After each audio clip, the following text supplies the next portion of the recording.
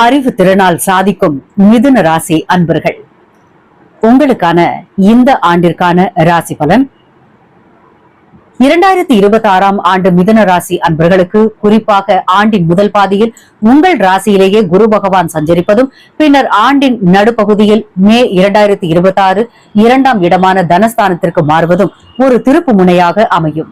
ஆண்டின் தொடக்கத்தில் தன்னம்பிக்கை உயர்ந்து முடிவுகள் எடுப்பதில் தெளிவு பிறக்கும். ஆனால் சனி பகவான் தொழில் ஸ்தானமான 10ஆம் இடத்தில் சஞ்சரிப்பதால் உத்தியோகத்தில் கூடுதல் உழைப்பையும் பொறுமையையும் கோருவார். ராகுவின் சஞ்சாரம் லாபஸ்தானத்தில் இருப்பதால் எதிர்பாராத ஆதாயங்களும் புதிய நட்புகளும் உண்டாகும். இது மாற்றத்தையும் புதிய அத்தியாயத்தையும் குறிக்கும் வருடமாக இருக்கும்.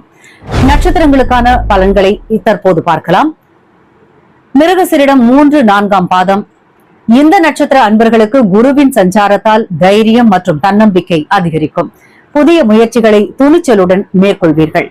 வீடு அல்லது நிலம் வாங்கும் எண்ணங்கள் கைகூடும். பண பரிவர்த்தனைகளில் அதிக கவனம் தேவை. ஆரோக்கியத்தில் அவ்வப்போது சோர்வு ஏற்படலாம். அடுத்ததாக திருவாதிரை.